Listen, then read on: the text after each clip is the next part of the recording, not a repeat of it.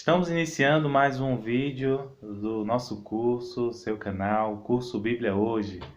E continuando o Evangelho de Jesus, segundo escreveu Mateus, estamos podendo estudar na prática o que é o discipulado de Jesus. E aqui você tem visto alguns testemunhos também do que o Senhor tem feito no campo missionário, onde nós atuamos, no projeto N7, em Petrolina.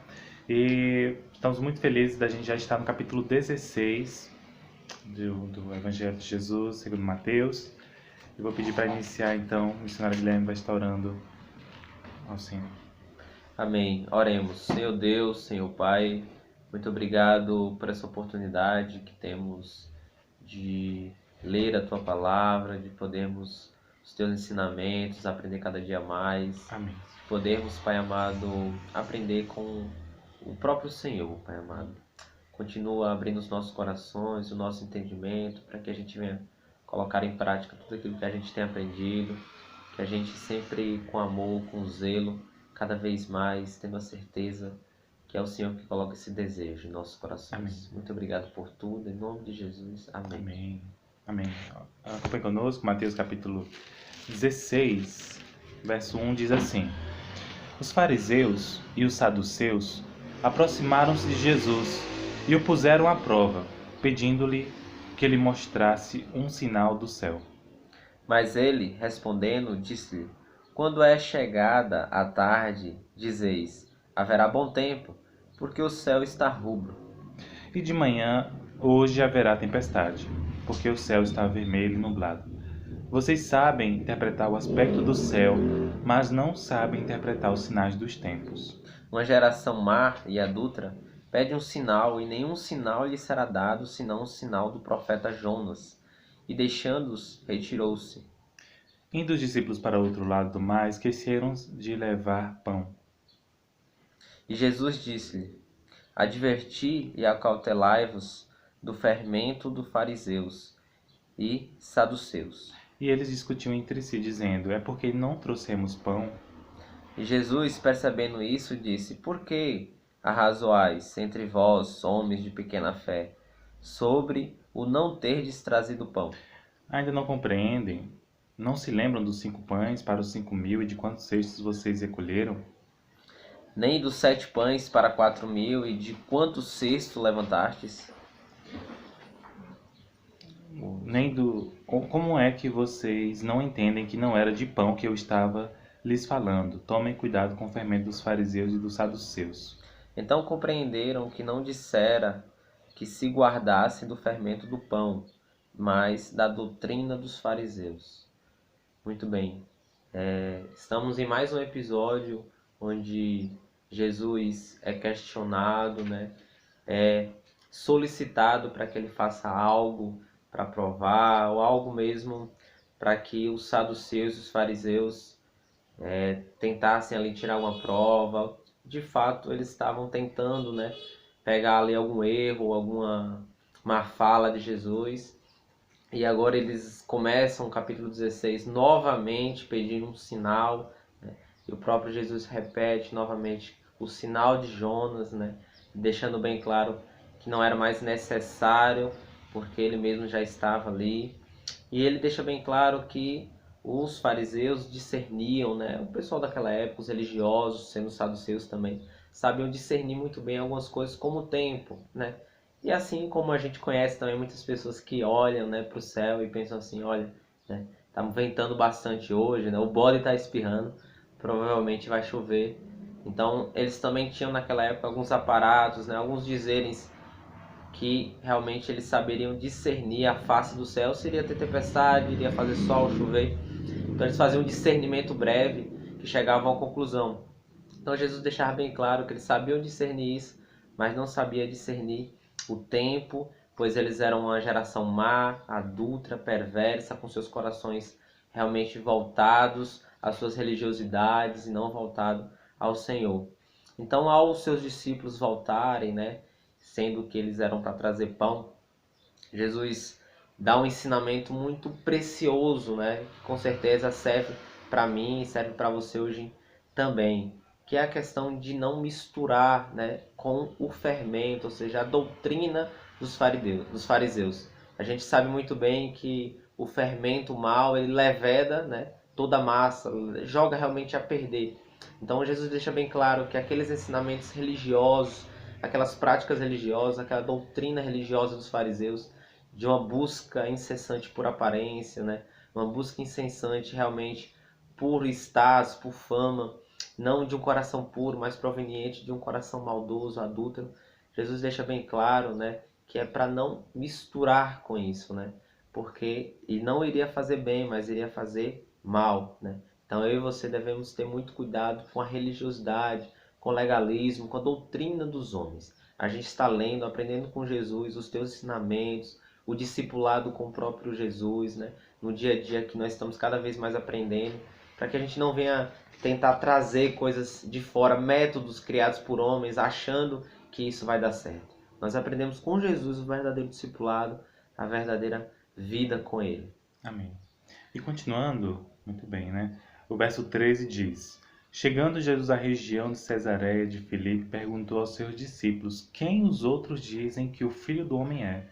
E eles disseram, uns João Batista, outros Elias e outros Jeremias, um dos profetas. E vocês? Perguntou ele: Quem vocês dizem que eu sou? Simão Pedro, respondendo, disse, Tu és o Cristo, filho do Deus vivo. Respondeu Jesus: Feliz é você, Simão, filho de Jonas, porque isto não lhe foi revelado por carne ou sangue, mas por meu Pai que está nos céus. E também eu te digo que tu és Pedro, e sobre esta pedra edificarei a minha igreja, e as portas do inferno não prevalecerão contra ela. Eu lhes darei as chaves do reino dos céus. O que você ligar na terra terá sido ligado nos céus, e o que você desligar na terra terá sido desligado nos céus. Então mandou aos seus discípulos que a ninguém dissessem que ele era Jesus o Cristo. Muito bem. E você tem entendido que para a gente entender a Bíblia, que é um livro antigo, precisamos usar alguns recursos de interpretação. Um deles é tentar entender ao máximo o contexto da época em que Jesus está falando, vivendo ali a realidade dele, e também a cultura, onde Jesus está. Por exemplo, não sei se você percebeu, mas no verso 13 disse assim: Chegando Jesus à região de Cesareia de Filipe. César já é um nome comum, principalmente quando a gente estuda a história romana, que é justamente o povo que predomina aqui, que está prevalecendo, é o povo maior exército da época de Jesus, em que chegava, invadia os lugares e dominava. Assim foi o exército egípcio, assírio, babilônico, e assim foi grego-romano, até chegar, o Império Romano era o que predominava. E por isso eles acabavam colocando o nome de várias cidades com o nome de César, iniciando com César, Cesareia de Filipe, é o caso aqui, que foi um dos imperadores.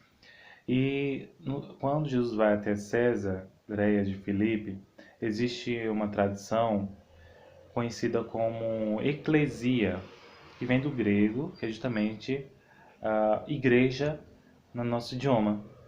A eclesia foi traduzida assim, mas era apenas um grupo de pessoas que eles propagavam uma ideia, né? E assim Jesus, quando ele fala no versículo 18, e edificarei a minha igreja. Pela primeira vez em toda a Bíblia aparece nesse versículo 18 de Mateus 16 a palavra igreja. Não havia sido referido. Jesus é o primeiro a referir-se a essa palavra que é tão comum nos dias de hoje. Inclusive quando a gente fala, eu vou à igreja tal, por uma tradição, mas não seria o adequado, não é o correto, porque nós sabemos que igreja é um conjunto de pessoas que se reúnem, ou eu, você representa a igreja, o corpo de Cristo, mas não um local, que pode ser chamado de templo ou congregação, naquela época era sinagoga.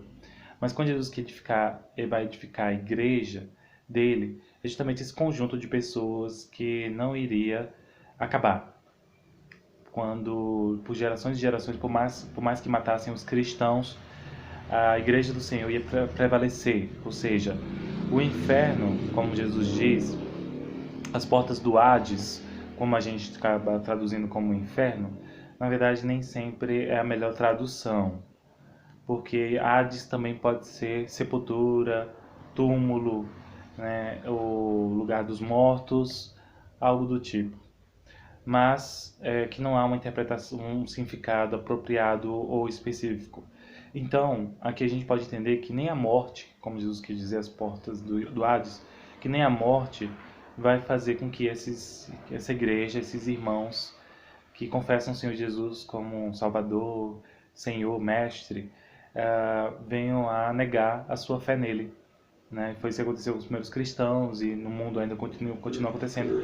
E até a volta do Senhor Jesus, a gente crê que vai haver um crescimento muito grande de número de cristãos, por isso uma grande perseguição também por parte de outras religiões que não ainda, hoje você sabe que não aceitam que Jesus é o Senhor, que Jesus é o Messias, é o único, perfeito, santo, que merece toda adoração. E por isso, a gente deve interpretar esse versículo dessa forma, dentro desse contexto da cultura, né, do entendimento do que Jesus realmente quis dizer com relação às portas do Hades. Não necessariamente inferno, mas morte, ou túmulo, ou sepultura, que não vai mais fazer com que aqueles que confessam Jesus como Salvador venham a temer, né, a morte. E é isso que é a ideia de que nós, quando viemos aqui ao campo missionário, eu e Guilherme, por exemplo, e minha noiva Jéssica, a noiva dele, Carol, tantos outros missionários que estão nos seus campos agora, convivendo com pessoas que eles ouvem falar de um Jesus, como Jesus mesmo perguntou aos seus discípulos, quem vocês dizem que os homens que eu sou, né? Então vamos só pegar a frase exata aqui. Quem vocês dizem que eu sou? Depois Jesus pergunta aos discípulos. Por quê? Porque se ouve falar muito de Jesus no campo.